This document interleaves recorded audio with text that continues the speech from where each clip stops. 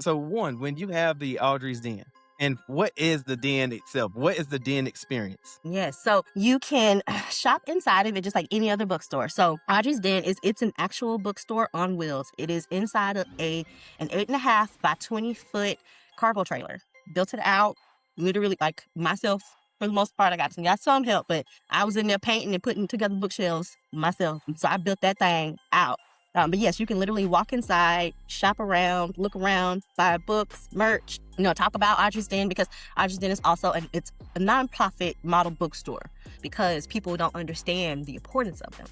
Romance, look, some of these men need to be reading these romances. Because I love one of the things. How raw can I be here? What is something that you know now that would have saved you at least 2 to 3 years of heartache, pain, and experience that you can probably provide and shine some light on for our viewers? Trust yourself. Trust your knowing. Trust your experience. Trust your intuition. Trust the data of your own life. If that data ain't looking like you wanted it to look, trust that and do something different. If things have traditionally worked out for you, or you can see the evidence of good decision making or solid, competent skills in this, like look at the actual data, not what you feel or believe, but look at the actual data. Where's that going? And then use that. So trust yourself and be honest with yourself. Beautiful.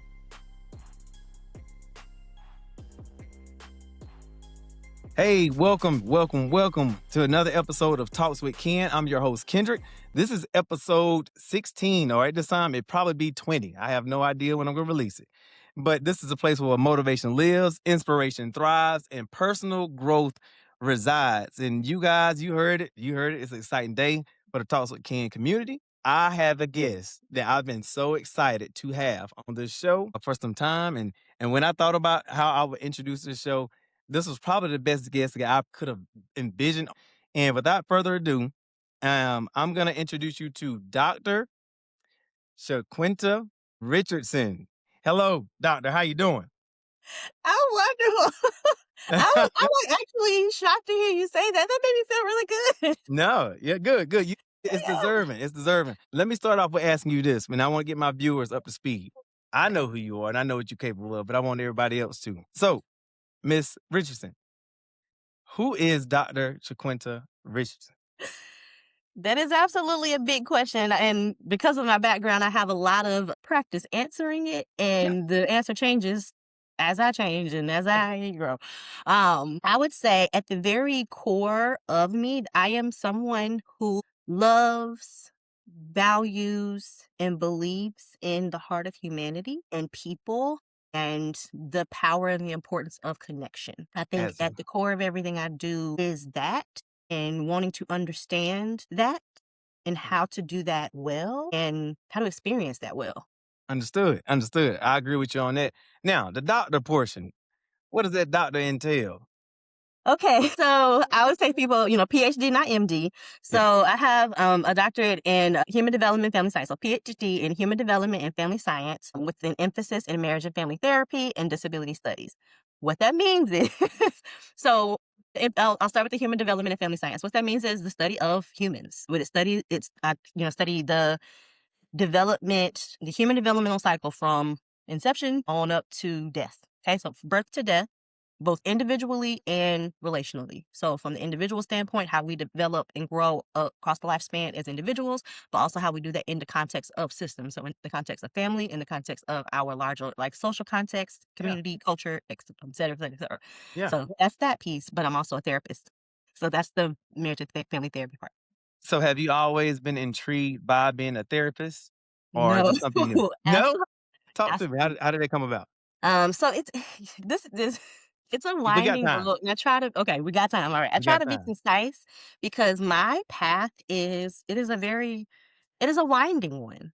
And where, I landed today is even, more of an indicator of that.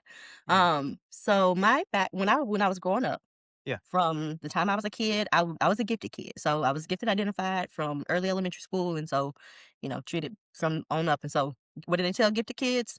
You're going to be a doctor or a lawyer. I chose doctor because I knew I Understood. never wanted to be a lawyer. And so from Understood. the time I was probably, second grade, first grade, second grade, I want to be a doctor. I had had that aspiration on through college or on through high school and went pre-med my first year of college. I realized I don't actually like science. And so that was my first experience of like idealism and like have an idea like, oh, I want to do this, and then experiencing things, but like, this actually ain't nowhere near what I thought. Yes. Understood. Yeah, Understood. yeah. So Uh, But no, that was the point of the pivot. yes, yeah. So then I went into business. So yeah, I went and got a We're degree in gonna business. unpack this. Well, did you give me some stuff? We're gonna unpack this. Now, when you were, a functioning therapist, Uh huh. what did you go into the area of Uh huh. service in Uh that huh. part of therapy Uh in huh. which you probably could have branched off in any type of Uh huh. area? What made you become this specific type of therapist? Yeah. So the way that I got here, so I essentially, with my first job, I did get my degree in business and I went Mm, to work. My first job was with a major corporation. I realized during that job, I had that moment of like, this isn't what I thought, like, this isn't the career path that I want. yeah, At the advice of a mentor, I did like an inventory, like, one of those personality, da da da da, go through the things, and it yeah. tells you more about who you are and what the path you should be following. And so I did that. And I recognized like throughout my life, the things that I actually enjoyed and was good at all had to do around connecting people. And so I literally pivoted from I was a business analyst in a corporation in Minnesota, and I left to get my master's in marriage and family therapy because I wanted to understand relationships, and I specifically wanted to be a marriage and family therapist because I wanted to focus on relationships. I didn't want to focus on the individual. I didn't want to look at things from a pathologizing lens, like what's wrong with people. I wanted to understand how people work together in relationships. That's a high demand right now. I mean, really. I mean, because I just not put a video out not so long ago about the gender wars, and I say, Mm. please put the gender wars aside. I mean, we all got our differences. We Ah, do. We have our differences, and I'll be like, let women be women, let men be men, but seek to understand. That's one of the reasons I seek to understand. And mhm. so, is that something that you have to kind of quote unquote dumb down your expertise when you're talking to regular people? Are you questioning them as they're speaking to you? So, I wouldn't call it dumbing down. I do think that, and I think that this is true in any field, but I just happen to be in a field that is present in every single, like, it's the human part. Like, it's most people can turn off their jobs Yeah, because once you come home, you're not dealing with it. But correct. I deal with relationships and people. So it don't matter if it's my friend, if it's my partner, if it's my parent, if it's such and such across the street, if it's such such in the grocery store, there's some level of awareness that of what is happening. So sometimes you have to be aware of when you're not in that role and when Yeah, you are in that role, but you yeah. also can't like as a doctor, like if you were a medical doctor, if you know somebody got a cold, Yeah, they'll correct. say they got a cold, but people don't like to listen to my particular kind of expertise because it's very Yeah. personal. It's very Look, personal. So look, there have to be a lot of boundaries. this is a big reason. We're gonna get into why I really brought you on the show, but I want to get to the core of you. And I want my audience to understand who you are to your Mhm. core and why you decided to do and choose to go on that journey that you've embarked on. But with that, is there anything that you've seen now that we're here on a relationship therapy side that you've seen an uptick on, or you've seen things change drastically since you've been in that field? Okay, so I do want to clarify, I haven't been a practicing therapist Understood. for about 3 years now, but I still You're I don't yeah, I'm not practicing. gotcha. So, but what I have noticed just from an observational stance, so one of the things that Yeah, I've noticed yeah, is yeah. an overusage of therapeutic language in relationships. Where people don't actually understand the terms that they're using, and so I feel like a lot of people, I know I can see it. This is an observation. A lot of people have gotten enough information to be dangerous, Understood. enough awareness, enough. Because baby, people gonna throw out a boundary. People gonna throw out the word boundary and feel, they're gonna stand 10 toes down on that thing that they right every time just because it's their boundary. That's not how Correct. it. So it's Look, a lot of that. understood. And I want to get more in depth into asking you, what is your current mission? A big part in, and I'm going to let Shaquinta eloquently describe what I am about to try to butcher. But with the mission that you're on, I brought this beautiful, intelligent young lady on because she decided to not only go on a journey from her adolescence, but going to her adulthood to embark on a journey that she saw in mind's eye. And when she did it, she got to a certain point and she made a pivot in which, well, I can't say a pivot. She made an addition add to her Mhm, journey, in mhm. which while she's on the show today, she has this wonderful creation called the Audrey's Den. Did I pronounce that correctly? Yep, I The understand. Audrey's Den. So what is the Mhm. Audrey's Den? So, Audrey's Den is a mobile book experience. It's a mobile bookstore, and I opened it recently. It's named in reverence of Audre Lorde, who was writer, poet. The way that I remind everybody, okay, have you ever seen Best? Do you know who Audre Lorde is? Are you I familiar? do. I Okay, do. okay, you do. I do. But You but do. go ahead. No, tell the story. We got an audience here. The way that I help people, like, feel like I've never heard of that. You seen Best Man?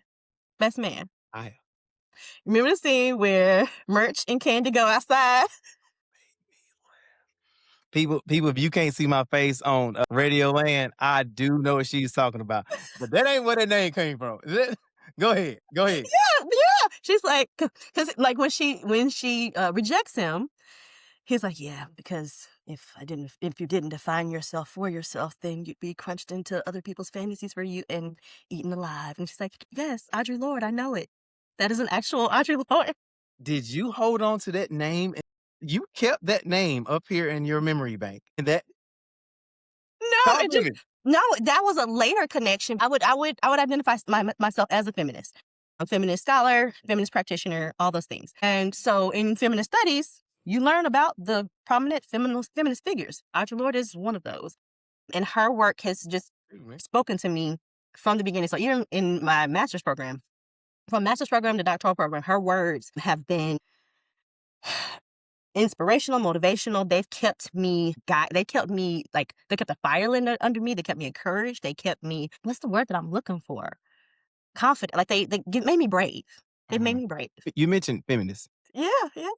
I definitely understand that, but there has seemed to be this misnomer. And then you have a lot of individuals throwing around the word Mhm, feminist movement. Some men look at the word feminist and they say, "Oh, one of them." But then individuals that understand that they know what mhm, that means and that mhm, empowerment. In mhm. your definition, what do you see as a feminist? Someone who actually truly believes both in theory and in practice that women Mhm. actually should be able to be fully human and make Yes, choices for themselves, good. whatever those choices may be. Yes. Of course, when things don't harm other people, but like that people should have autonomy of choice. That is all it means. Yeah, I mean, because I see that all the time when I'm posting Mhm, videos, when I'm seeing things like that, and that gets interjected into those debates. mhm, They use mhm, it as a sword, like it's some type of negative term, mhm. right? Right. But we know that, yeah. But you understand what I'm saying? Absolutely. That, You like know, that's about like yeah. As yeah, somebody who has I would say been a feminist and claimed being a feminist for 15 plus years now, yeah, heard yeah. it all. Yeah. Yeah. And look, in further detail, so one, when you have the Audrey's Den, Mhm. and what is the den itself? What is the Mhm. den experience? Yes. So you can shop inside of it just like any other bookstore. So Audrey's Den it's an actual bookstore on wheels. It is inside of an 8.5 by 20-foot cargo trailer. Built it out literally like myself for the most part. I got some help, but I was in there painting and putting together bookshelves myself. So I built that thing out. But yes, you can literally walk inside, shop around, look around, buy books, merch, talk about Audrey's Den because Audrey's Den is also it's a nonprofit model bookstore. And what that means is all sales from the bookstore are designed to support the nonprofit.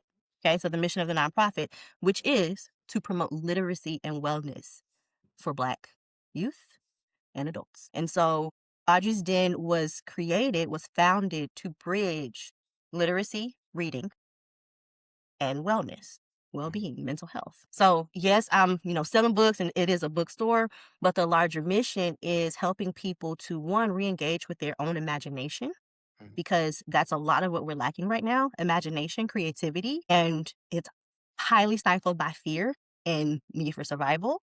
And so Audrey's Den is aiming to like just to create a space that allows people to feel safe and cared for and not pressured to perform or feel like they have to be perfect or be doing Mm, something constantly, so that people can feel safe to just let inspiration rise, let creativity rise, let connection rise naturally and organically. that's beautiful. That's beautiful. And where were you when you decided this is what I'm gonna do? This is what I'm gonna embark on. This is what it's gonna look like. I'm gonna make it happen. This is what I'm gonna do. So, okay, so you can only see a little bit of my collection back here, but Yeah. when I counted before I left Houston in November. Before I left Houston, counted all my books, I had 432 books that I own myself. My goal, so just for people listening, in order for Yes. your a library to be deemed a library, you have to have 1,000 books. Okay, so Noted. yep. And I ain't there yet. don't quote me on this, but they're like benefits to that and things or whatever, whatever. But I just want a library because I like books. Okay.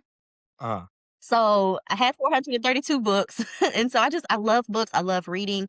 And every truly reading girl, like people who love books, most have some kind of dreams of owning a bookstore, like getting away and living in a country town and owning a yeah. bookstore, a cafe, and retiring or whatever. But I got to the point. I left Houston, came back home in transition, moving back to South Carolina, and I was doing a lot of journaling and just kind of figuring out what my next move is going to be because I've been coaching and consulting and like educating for many years now. Like, do I want to Mhm. keep doing this, or is there something else that I want to be doing? I know there's something else that I want to be doing, but I got to do this first. And it's like, I'm almost 40 years old. When am I waiting for dreams to come true? Waiting to make dreams happen? Because, baby, am I waiting for 65? And I'm not. I'm not. I'm not waiting I until love it. until I 65. love it. So I literally decided, when I tell you, I decided on December 25th. I was sitting there doing my journaling on Christmas. I said, I'm going to give myself a bookstore for my Just like birthday. that. Just like that. I said, and there was a conversation that prompted it. Somebody's like, you can do this now and do it mobile. I was like, you know what? I sure can. And I was like, I said, on December 25th, on Christmas, I'm going to give myself a bookstore for my birthday. My birthday is February 28th. And I opened a bookstore in 60 days, a physical space. Now, is it a brick and mortar planted somewhere and can't move? No. But I opened a physical bookstore in 60 Right. days. I physically put it together in 17 days. Yeah. Some would say that's really optimistic to even have that short of a time frame, but you saw it through to be able to give it life. Yep. So that was a burning desire inside of you, really. Like really it was. It was a mission. It felt purpose driven. It felt God given. It felt Mhm. divine. And Yeah, it has felt that way from the beginning. and that's what I'm about. Getting my viewers to understand purpose. Live more out in purpose. Again, I'm I'll be 42 this year, so a little bit I ain't gonna say, but you're only Ain't 20 that the years Jackie old. Robinson year? Huh? That's the Jackie Robinson year. Yeah, yeah. Right. I'll be Jackie Robinson this year. Yeah. So with that, I always try to tell everybody, it's never too late to change, make a pivot, and continuously dare to dream. You got to do that, but not only dream, but follow that through with action. And Mm-hmm. hearing stories in part like you, it's like Mm-hmm. you know what you went to school, got your doctorate. Um, we multiple schools, if multiple universities, correct? Mm-hmm. Yeah, went to multiple universities and, you also pledged, correct? Mm-hmm. Mm-hmm. Mm-hmm. And you the very eclectic, well-versed individual was like, "You know what? I can still dream. I Absolutely. wanna dream. Mm-hmm. Let me live out my dream." And so I think that's beautiful about the story that you've crafted and still crafting and creating for yourself. Mm-hmm. 'Cause that, what, a couple of months? I mean, I remember when I got into, photography, Mm-hmm. you know Mm-hmm. I sat on a stool doing that for at least 2 to 3 weeks, just trying to ponder on what I needed to do. Mm-hmm. And so hearing you say that about getting a brick and mortar, taking that thought matter, that idea, Mm-hmm. breathing life to it, I commend you. I commend you. And also, another my viewers, another reason why I had you on, I am too a, avid reader. I don't have 1,000 books. Me So neither. Yeah. I thought I had a library until today. But number one, I really wanted you on here because reading changed my life. I mean, it changed my life. And I know some individuals read to take themselves away from reality. I Mhm, read to understand how to deal with reality. mhm, So pretty much, and I think the late great Dr. Miles Monroe, he said it one time in one of the books that I read of his. He said, "I give my time value. I mhm, don't want to waste time." Then he said in one of his sermons, he was like, "If you broke and I'm broke, and you reading books about Sam Kiss Susan, you reading the wrong book. You need to change your library." And mm, I pretty much that mm, changed the young Ken. mm. It's like one of I those things. highly disagree with that, so I wanna talk about that. Well, let's talk about it. Let's talk about it. Yeah. But one reason I dared to dream because I was very creative, very artsy when I was younger. So I would Mhm, draw a lot, and I had a wonderful imagination. But we can always afford to go places. We can always afford to do things. And so my reading, I'm gonna be honest, my reading was stunted a little bit in school because we were reading subject matters that I didn't like Romeo and Juliet. I didn't mhm, like I did mhm. I kind of liked Charles Webb when I was in elementary, but I didn't like a lot of the reading assignments that we had to read. Yeah. And so that was an adverse effect for me when I was in Mhm, school. So much through college, same thing. We had to read on literature that I didn't like. And mhm, so I was like, all right, mhm, I don't like this mhm. book stuff, right? But Yep. then one day, my reading journey, what started, I must say this, and it's probably gonna be kind of embarrassing for myself. My first one was reading the Bible through and through twice. Right? Cause I had a lot of questions. I always tell my people, ask the question why. Well, Mhm. that's a topic for a whole nother show.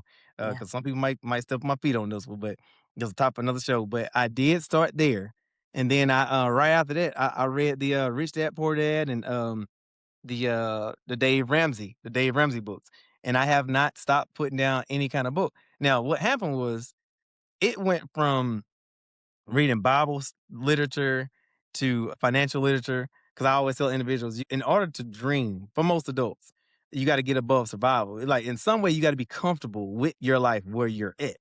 Yep. And to get above survival, you got to have a little bit of prowess around you. You got to have some of that financial literacy to put yourself in a predicament. They're like, all right, I can do this. I can do this. I might not have $1 million, but I can make this Mhm, $100 work, XYZ. mhm, So that mhm, was something actual, factual that I could use to change my mhm, now. mhm, And so that ended up taking me into studies of quantum physics, political. I love it. And so I'm about the mind. I love reading about the mhm, mind. Right mhm, now, I'm reading another book by Dale Carnegie, about worry, right? Not mhm, really for me, but more mhm, so for mhm, individuals I cross paths with, have dialogue with individuals. But I love reading a lot of literature about the mind. mhm, And so, I mean, number mhm, one, I got a whole family. I'm mhm, reading to understand my wife. I'm reading to understand my kids. mhm, I'm reading to mhm. understand myself, right? Yeah. Yeah. And so I look to try to dispel kind of worrisome situations and then ways that I can build my repertoire to be able to help those around me. Start with Mhm, myself first and then mhm, start with my children. So I kind of read to understand those around me. So when it comes to like hardships or whatnot. Not that nobody got to listen to what I'm saying, but mhm. my wife included. But if it worked for me, I might try to impart some of that wisdom on those around me. So I, Yeah. I I feel like life became a little bit more simple from the literature that I read, and that was empowering for me. That was Mhm, very empowering. And then now occasionally, like some of my coworkers, they gave me some science fiction type of books, which was uh-huh, loosely based on reality, but I uh, liked it. So I'm not going to mhm, dispel it, all in yeah. all. And I like history. I like to read a lot about history. So no, but no, no. What say you on me or my take on the literature world? You ready for the soapbox? I'm ready for this. I'm ready for this. Go ahead. I Go have a ahead. lot to say here, so I'm gonna try not to get excited. So, disclosure, I can do this, and I can get really excited, so if you need Let's me to talk slow about it. down, Yeah, just say that, okay? I like this. Okay, so starting with so fiction, especially romance, gets a bad rap. Gets a bad rap. First of all, I firmly disagree with the idea that fiction that you like in order to learn things that you have to be reading nonfiction and self-help. One of the things that people forget is like when we were in school, when we Mhm, were learning, when we were reading, we were being assigned books that we didn't enjoy, mhm, but our teachers were teaching us things via fiction books, not nonfiction books. mhm, Our English classes, our classes that taught books, they mhm, taught fiction books because mhm, they teach us what? Empathy. They teach us multiple viewpoints and perspectives. They teach us how to balance. different ideas. They teach us how to wrestle with different ideas. They teach us how to see conflict in different situations. Yeah, fiction teaches the softer skills, Gotcha. which are I less love that. valuable to a lot of people because they're less tangible, but we feel them and we feel the effects of them. We Mm, feel the effects of lack of empathy. We feel the effects of lack of critical thinking. We feel the effects of people not being able to comprehend, things that are more complex than, one sentence or whatever the case may be. mm, We're seeing the decline in these things because we're elevating this one type of writing. But what people are forgetting is the same people that are writing nonfiction books are writing fiction books with more imagination and creativity.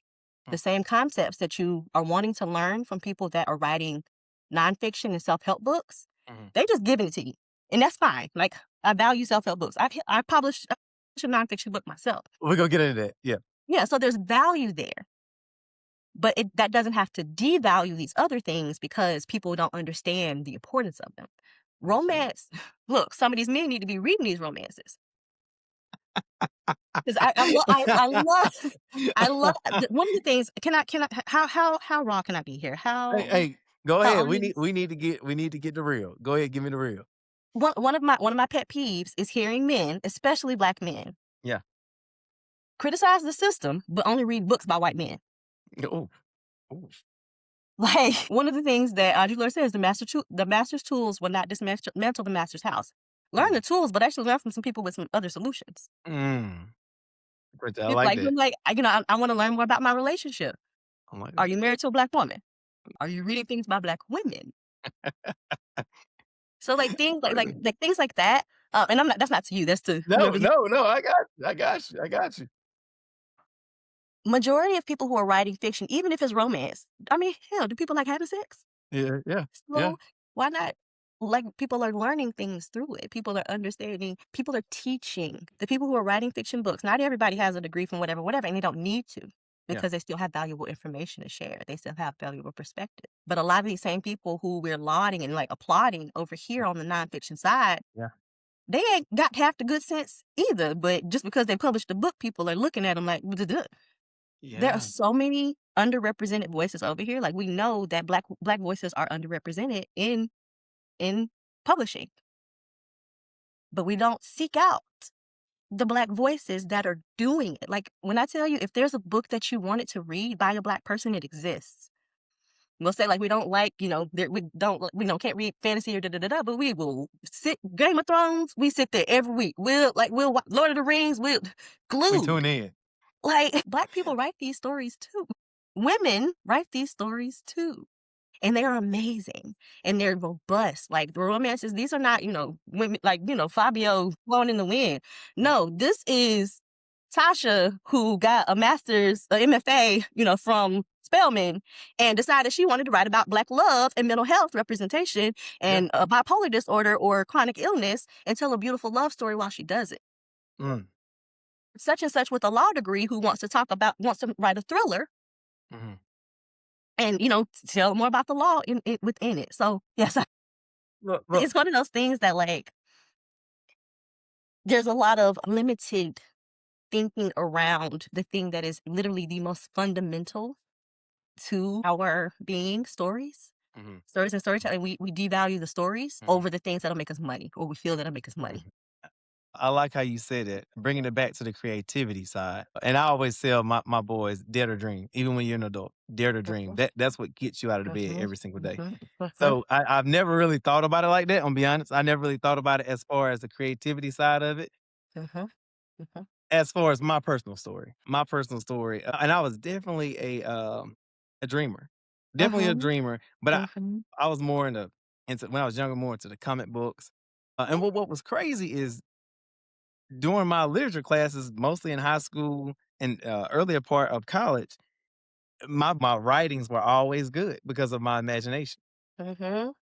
But Yeah. I was actually putting pen to pad with what Mhm. I want, the story I wanted to say, the Mhm. story Mhm. I wanted to tell. But that was actually something that I was probably imagine. That's why you do what you do. I was literally about saying, like, imagine how many people could have been, how many black men, how many black boys, how many black girls like you, like me, could have been, who could have actually explored our writing, Yeah. actually like Yeah. got the opportunity to build this particular skill and gift and Yeah. see what it could actually become if Yeah. we could see what other possibilities were and what other types of writing existed. Because there were people writing when we were younger, but of Correct. course our teachers weren't giving us those books. Correct. And so and then people, there No, are no, just a lot of yeah. options out here. Yeah. No, I mean, but that was, I mean, I'm telling you, I never really heard it said like that. But Mhm. because me, that's really what my personal life, that's really what stunted me from Yeah. wanting to pick up a book. I mean, why want to pick up a book? It felt too much like an assignment. Yep. I felt all my creativity go away based off of picking up a book that felt like an assignment. Mhm. And I know it's this one saying that say, you from the South, you heard it say, you want to hide anything from a black man, put it in a Put book, it in a right? book. Mhm. That's what they used to say. Yeah. But then like I'm definitely the opposite.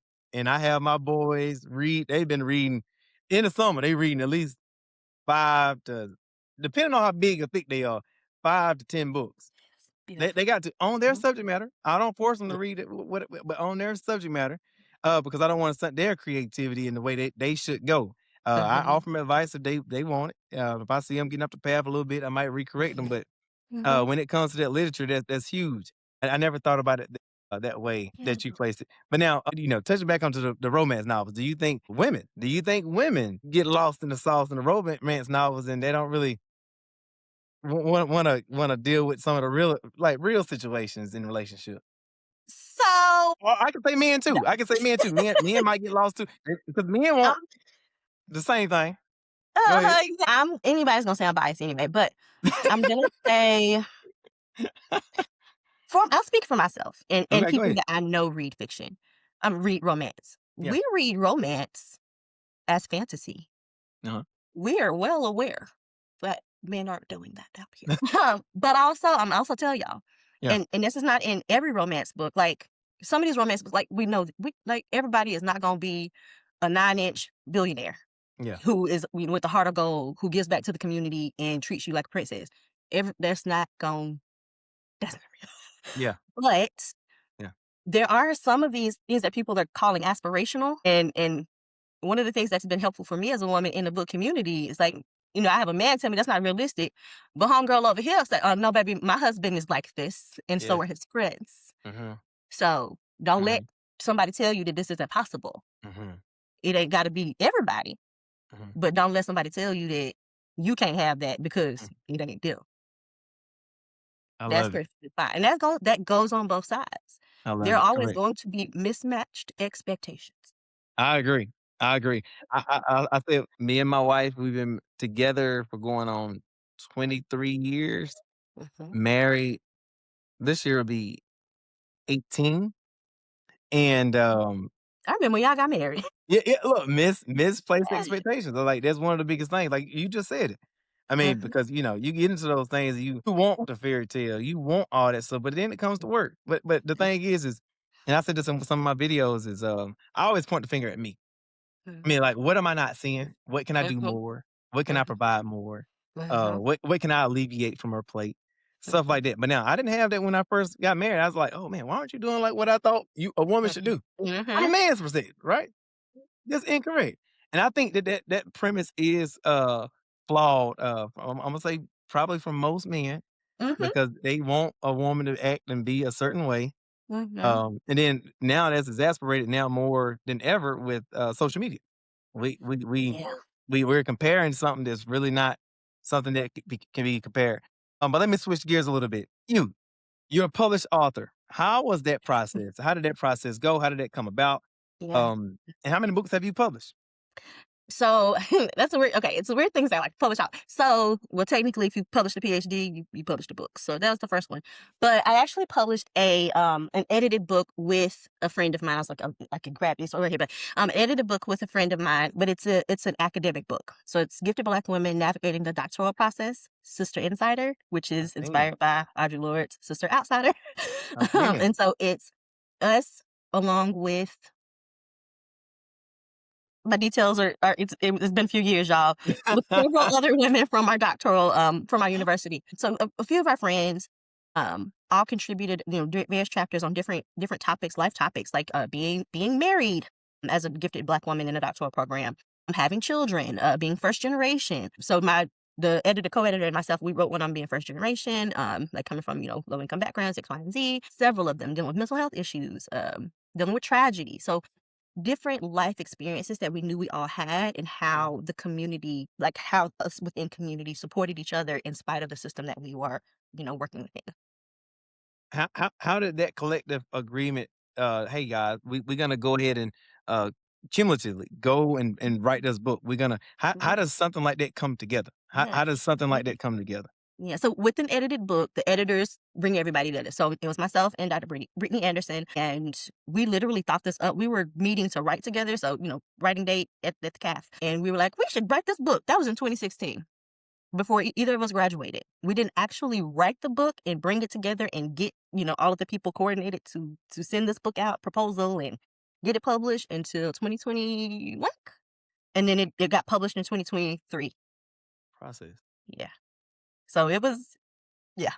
Yeah, but it was not up in the cafeteria. The conversation between 2 friends. Yeah, now selfishly, I'm gonna tell you as an aspiring author myself, um, I commend you for getting that into your busy schedule. And when you said we was in school No, no, as no, well? we thought of it when we were in school. It Oh, didn't okay. get published because we were too busy. Okay, It didn't get look, published yeah, till because later. look, right now, I've been telling individuals around me, which I literally have, a book about a couple of books about this thick of me writing down chapters and then filling out the chapters and things like that. I try to do 30 minutes a day, something like that. Do you have any recommendations on how to get the process started? Or you like once you start, just get in or just put in your schedule every day of the Yeah. week? Now when you say to start, do you mean the process of writing in general, like developing a writing Just, practice, like getting a process started? just a process started like me, Yeah. like, man, I have an idea. I Mhm. have what I want my book to be about. I've already written out a couple of different chapter ideas. From that point on, um, and then when you start, how do you know when you Mhm. finish? How do you know That's when that's that's that's the part. yeah, like So, okay. So getting started, I would say I would not call myself that kind of writer yet. Not yet. gotcha. I'm that same kind of aspiring writer. I'm working on my own book. Okay. Okay. And I'm gonna say the same thing that, I'm gonna use the same advice that I use for these other projects in conjunction with the advice that I've gotten from other writers. And it truly is just to write, not to work like and they would say not to worry about perfection, not worrying about being perfect, not to worry about all these things. I'm going to add in that some of these things are so difficult because of those early messages about our writing not being good. Like, we do not realize how many of us have internalized the message that our writing is not good. And so, one of the first steps is dealing with that voice. Okay. Once you start writing, start noticing what's actually coming up. What are the thoughts that keep coming up? What's stopping you from putting the next word on the page?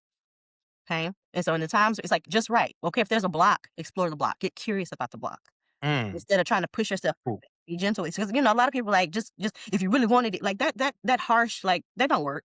Because just do it if you wanted it, da da da. How many people has it actually worked for sustainably? And so I encourage people instead of like trying to force yourself, like grind, like make it happen, get Mhm. curious about why it's not happening and Mm, be honest with yourself so that you can actually mm, create some solutions that are going to work so that you can actually do the thing and do it like quiet the voice that says this isn't good or it has to be perfect before it can mhm. be out because it just needs to be out there. Ain't nobody gonna see it but you. That is a bar. That is a bar. Be curious about the block. And I say that same thing is, I always tell, myself and I tell my family, like, run to what's hard.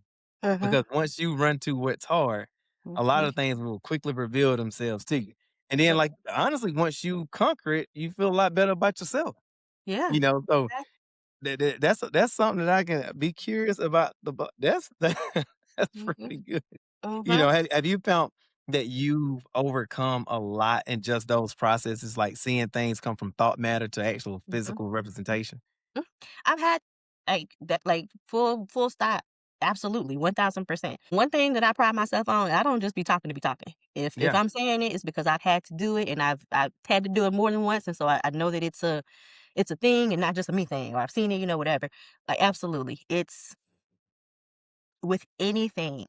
Fear can it's always going to creep in. It's always going to like and we don't recognize everything as fear. Sometimes we just Mhm. think it's just, oh, that's just a reasonable thought. No, it's not. A lot of things that we think are reasonable, like reasons or valid reasons to not do things, Yeah. or we need more information, or I don't Yeah. know enough about this, or whatever. Like the things that we come up with are actually indications of how creative we are. We will create a roadblock.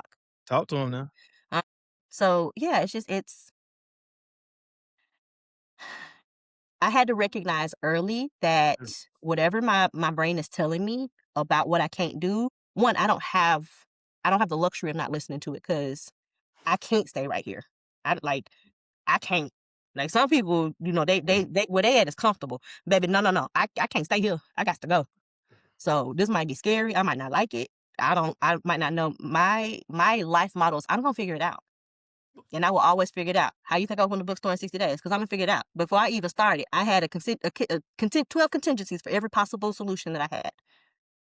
And so it don't take me a lot of time to go to the next step. Okay, that thing didn't work. Okay, what was the next option? Okay, what was the Mhm. next option? Boop, that didn't work. What's the next? That's blah blah blah. Imma be honest, to most people, that's even hard to fathom. You're speaking to their anxieties right now, you know? What yeah, yeah, and I love it, I love it, because literally, I'm gonna use it as a segue. With Audrey's Den, you've mentioned Mhm. you've driven from Houston to is it Pennsylvania? Yep, yep. From Houston to Pennsylvania, New York. New Yeah, York. New York, Pennsylvania, all the way up there. Yep. W Literally, you're talking about pushing past fear, Uh-huh. alright? How did you go about, "I'm gonna do that"? Now, this is with your Audrey's Den in tow, or was this before? Oh no. Okay, No, no, no, no. This talk to was me this about was it. a couple weeks ago. Audrey stayed put. Now books came with me, but Audrey stayed put. Okay. I wasn't ready for that. Like, yeah, see, I don't know if I said this to you earlier, if I talked to somebody else earlier about this Uh, too. I had never driven a trailer before. Did I tell you this? Was this you? See, I pulled another it fear, from another Orangeburg. fear. Okay, yes. I had never driven a trailer before. I drove my sister Tahoe. I drive a Sportage, okay? I drove my sister's Tahoe from Spartanburg to Orangeburg. I got this trailer in Orangeburg and drove it back by myself. And my dad was like, have you ever done that before? Nope, I figured it out. Can't be that hard. It can't be that hard. And if it is, I'll figure it out. Have you always been like that, or is it something that you acquired as you gotten older? I Like, have. My out of high mom would school? tell me, my mom would tell me absolutely, no, my mom and my daddy would tell me absolutely. My daddy tells a story of me trying to tie my shoe when I'm like 2 and like, "Move, I got it." And I figured it out. You get at it. I have always been that way. So I do recognize that a lot of my way of moving and doing things Yeah, is very shocking to people. Like it's a shock to the system and yeah, but it's worked very well for me because one, it is my natural way, yeah. but I also have the motivation of aspirations beyond my station. Yeah. I mean, it's yeah, like, what continuously drive you? Like, when Mhm. you're tired, when you're like, "I don't know what to do next." What continuously drives you day in, day out to do what you're doing on your mission? Couple things. One, I really do feel like this is my divine mission. Like I feel like this is my God given mission. I feel like that is the thing that is driving me. But any mission, but I also feel like I agree don't with you, think I I understand, I think it's know the this. natural progression of this journey that I have been on my entire life. And I think that's true for everybody. We call things pivot, but you change direction. Like life, true to me, I see life as a journey. Yeah, And I so do it too. it does feel like a natural progression for me because I've always loved books. I've always loved stories. And so this integration, it feels like my life's purpose, like getting people reading again. But not only that, like that's one side of it. It's also getting people to share their stories. It's reading, writing, and resting in our creativity. So that's the other side of that. Like, feeling free enough, feeling comfortable enough to actually let your story be known and actually fill your story up with something more than survival, more than the monotony of day to day. Actually experience life, actually explore beyond what we're being told is possible for us. Wow. I've always looked, this is autism. I am autistic. And that's a new revelation. It's something I've known for a while, but I'm finally claiming it. I've always kind of been like, this is dumb. I'm not doing this. This is dumb. I'm not doing this. Like that's Yeah, been but I can't say that out yeah, loud. But yeah. that's like my I've always looked at things like, this doesn't, or I shouldn't say this is dumb. This doesn't make any sense to me. I'm not doing this. This doesn't make any sense to me. I'm not following it. Like if things don't make sense to me, it's easy for me to boop. So a lot of things growing up where people would just kind of blindly follow or Mhm. just like, what, this is what we're supposed to do. I'm like, that don't make no sense. I'm not doing it. And that's how I am. A lot of stuff we're doing, that don't make no sense. So I'm not doing it. I'm going to do this thing that makes sense. And guess what? That's actually working. Now, in your circle, I think I already know the answer to this question. But like in your circle, was that something that was frowned upon? Girl, you can't do this, or girl, you go ahead and do your thing. How was that breaking out of the prototypical script that we all kind of follow? Well, I say all, but not you and I. So my friends, I think my closest friends have always kind of like they know who I am. If they are not like me, I have one friend that's like, she gets me. She gets me. We get Yeah. each other. Yeah. But most of my friends, they just know I'm in. She's like, she just gonna do her. She gonna do, and just let her do her. And they know I do great things when I do me. So that's why they just like, oh, she gonna do her. So you in your life, you really never experienced, or have you experienced something that you're like, oh, you know what? I ain't gonna do that. I'm gonna go this way. Or is that something you've always asked the question why, or always like, you know what, I'm gonna achieve it. If I want to do it, I'm gonna run to Mhm, what's hard. That's mhm, mhm, kind of give me to the viewer. If there's mhm, someone that's wanting to embark on something of that nature, whether their dream, their purpose, their mission, mhm. what would you do to speak to the heart and soul of that individual to go ahead and strive to do what they're trying to accomplish? I would say get really clear on what that is. Mhm. Because it is very, very, very easy to get distracted by what other people's perceptions or perspectives are of what that thing is. So try to get very clear on what that is for you so you don't get stuck in one way of viewing it. So that as you're going on your path, like, and you do get subject, you don't have to stay in this place. Like I'm actually also an advocate of if something ain't working, pivot, change Yeah, direction. Don't stick yeah, with something if it's like just for the sake of sticking with something. I fully don't I don't believe in that because that's yeah. wasted time. I'm It's with you wasted too. time and energy. Yeah. Once you recognize and you know that you're like, and you are honest with yourself that you're not avoiding the thing and you're not running from the thing, but truly that it does not align with the mission for you that you have identified, not that what somebody else believes you should be doing. If it is no longer in alignment with that, I say change direction. But if to see, in order to see anything through, you have to see it through. Yeah. So you have to be willing to find other ways and alternatives. And you have to be flexible. You can't be rigid. Like when you were trying to create something, creativity is not rigid. Now you need parameters. You need to figure out how to, work within guidelines because everybody needs guidelines. But you cannot be rigid. You have to learn to be flexible in your thinking, in your beliefs about yourself and about the world. Be curiosity. I mean, The have curiosity. curiosity. Yeah, yeah. I that kind of drove me a lot too. I want to talk about this. What goes into selecting the books that you have on in Audrey's Den? Like, how do you come up with the books that you select? Uh, after being in business for a month and a half now, I would say sourcing books is one of those things that I am just getting started with. And what I've learned from other bookstores that I've connected with and other bookstore owners in this area that I've been able to connect with have been amazing. Um, Super supportive. But what I'm getting is every store does it differently. That's what I'm learning. Every store does it differently. So what I'm trying to figure out the best way to do it for our selection, which is going to be determined by what people want to see, what people want Yeah, to buy. I'm very tapped into the book community. Okay. But yeah. the book community is not the same as the local book community. And so figuring out the trends is going to take a little bit of time. Yeah, yeah. I love how you say that, man, because uh, I always say life and everything is a process. Like, Hmm. even when I was doing photography, I would say you got to fail forward. I mean, because I'm trying to just figure out certain things.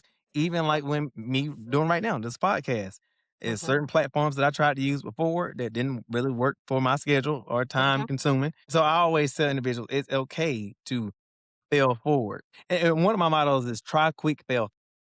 If there's a smaller to intermediate decision, I say, give it 3 to 6 months of your full attention. Pour Yeah. your all into it. And then eventually life will show you if it's for you or not. If it Hmm. don't, and I always say this, if my mind and heart are not in accordance, I gotta move somewhere else. Hmm. Yeah, I can't do it.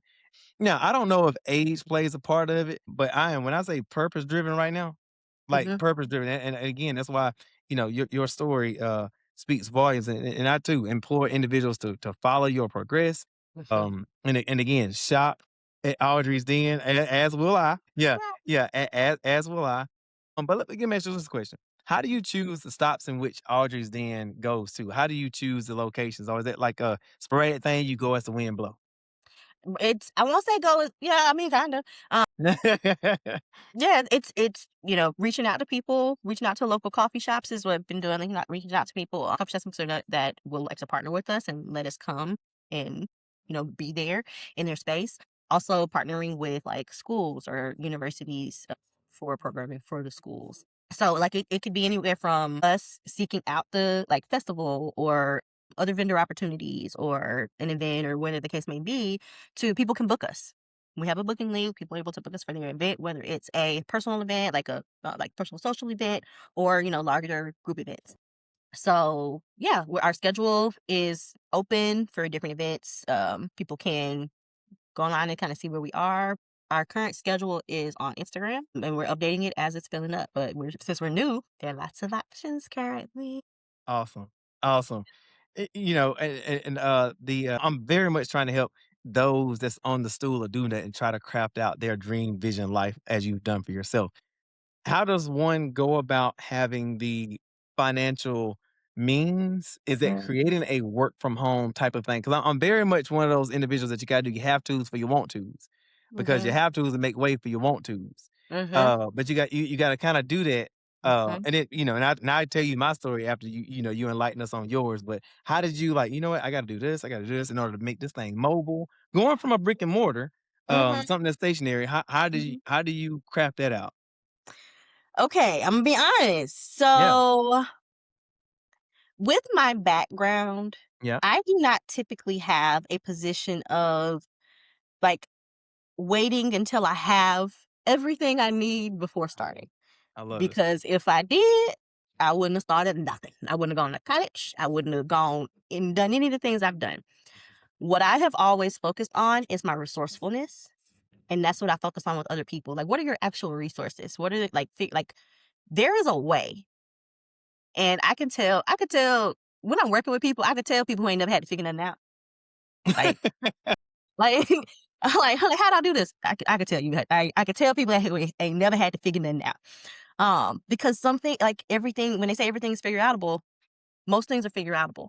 Yeah. And so I didn't start with much money at all. Yeah. Matter of Yeah. fact, Yeah. like I'm in transition personally, coming back, from Houston and all of that. Yes. So I, Yeah. I am an entrepreneur and Yes. like I don't have a steady income. Yeah. I Yeah. don't have a job. Yeah. I've been an entrepreneur for the past 6 years. Yeah. And so with the support of friends and family and partners or whatever, like I was able to make it happen. Thank you for that response. I really do. Because I think that's the misnomer of everyone that's afraid to go into their dreams Mhm. because they want everything perfect. They want Mhm. everything in line. They want Mhm. all the financials up front. They want Mhm. to be profitable day one. Mhm. And so they squander or they give up on their dream. And I think that's really, really good to hear from you. And that's one of the reasons why I love entrepreneurship is because well, me currently, I'm an intrapreneur.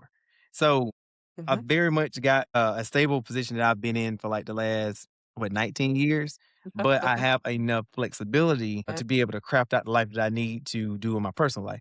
And that's just by way of being there for that time. But when I say that, is I don't believe nothing's ever going to be perfect. It's never going to be the right time to have kids. It's never going to be the right time to get married. It's never going to be that Mhm. right time. You figure it out as you go. You figure it And out. so entrepreneurship, I want to speak more to that because, Mhm. like you Mhm. mentioned, you had to deal with business as well. But you're not going to know everything when you first start. And No. then like with me, I do. I'm a real estate investor. But when I first got into it, I didn't know a lot of. Well, I knew it from books. Mhm. I knew it from books, but I wasn't well versed in it until I talked to the professional. So when I went and talked to the professional, because like you said, I'm looking for the answers. I'm gonna go to the Mhm. person that can help me. And so Yeah. with doing it, that accumulation of knowledge via talking to the professionals Mhm. gave me more of a prowess to try harder, to do more. No question is literally when I'm out there talking to bankers, when I'm out there talking to surveyors, no question is a dumb question. And then so if I don't, I end up writing it in one of my notebooks. Yep. I write in one of my notebooks, and I use it in my arsenal. And so Yep. with you crafting out that vision, not being derailed or sitting on a stool or do nothing because you didn't have everything perfect when you first started. I really Mhm. think there's a big misconception on living out your dream. Mhm. And it ain't easy. Yep. I mean, it's really not easy. But it's also like Audrey's in, it's also an experience. I seen some of the photos that you shared Mhm. and I see all the laughing faces. I see, some correct me if I'm wrong, did I see some crafts out there at one time? Some what is all that? Hold on. Definitely some art. So it is an experience. Like, it's meant to bring people together. People can actually be inside. So one of the things I like to do is like host like girls' nights or women's nights inside of the den, like I wellness like that. nights or something. Yoga sessions or breathing sessions. Like, there's space for everybody. But yes, crafts, art. So any money that comes in through like art or merchandise goes towards our art programming. So it's like a bookstore, but also like we want kids to be able to come and learn from artists and be able to do like workshops and things, literacy workshops. So we're working with literacy coaches and youth coordinators to develop programs for the summer and things of that nature. So it's trying to get kids and adults, because I focus on adults, but my partner focuses on kids. We want to get people creating again I love that. because the imagination is lost. And when we can be creative, we create better solutions for our community. Especially now. Especially now that we in, yeah, everybody needs a ray of sunshine. Yes. And I want to touch on this too, because again, I follow you.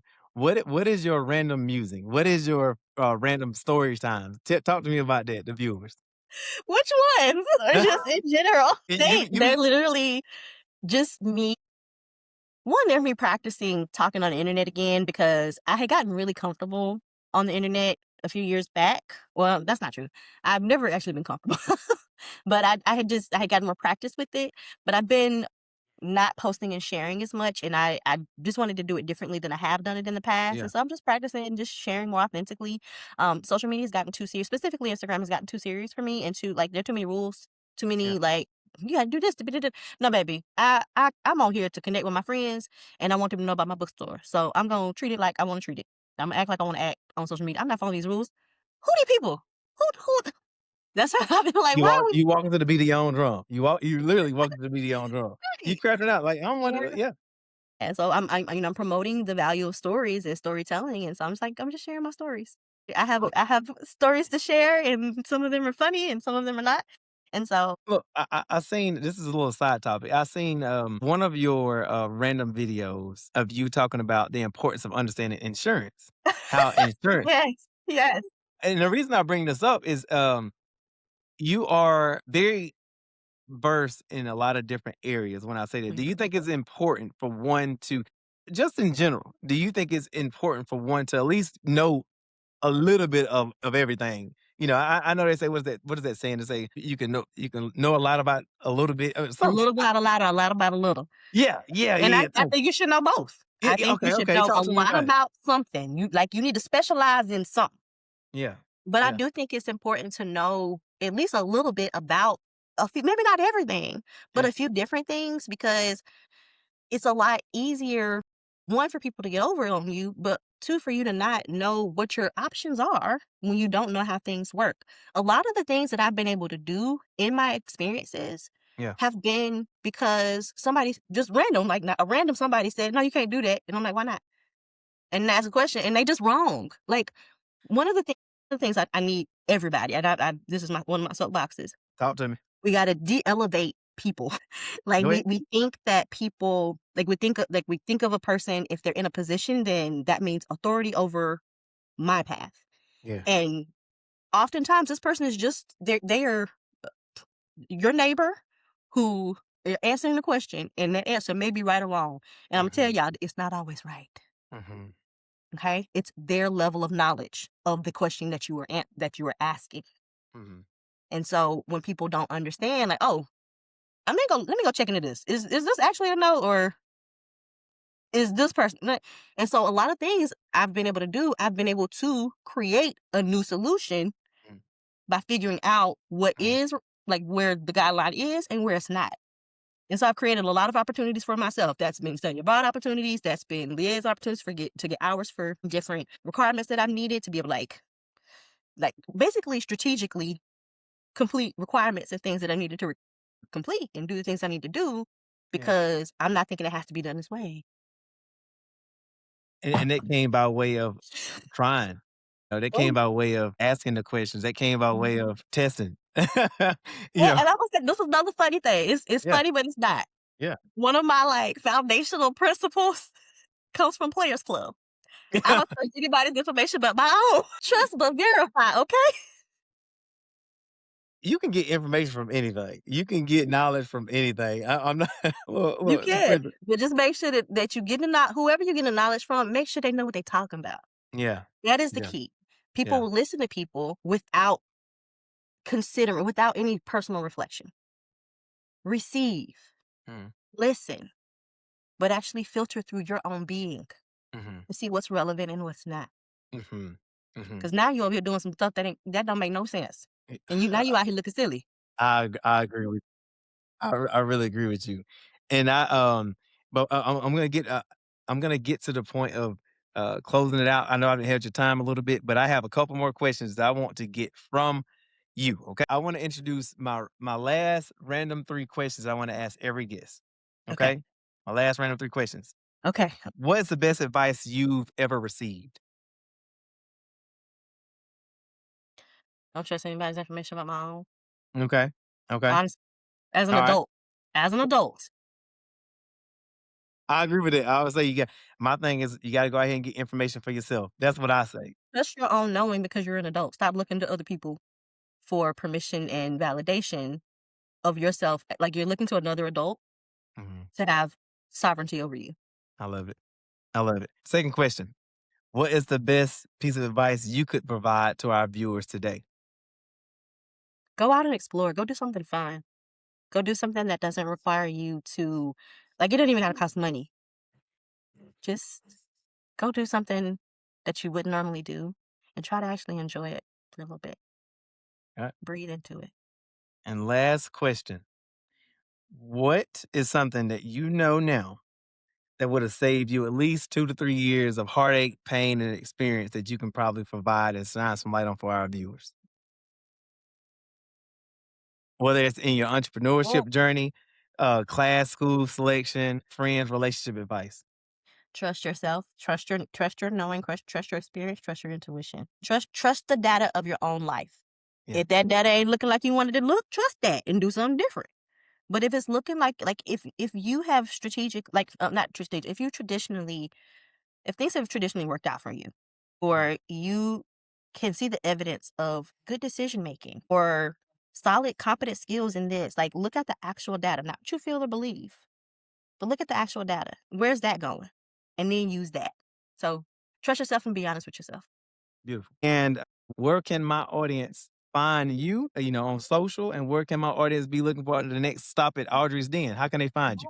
Yes. So you can find me on Instagram at Audrey's Den, and that's without a Y. It's AUDRESDEN_SC. Also www.audreysden.org.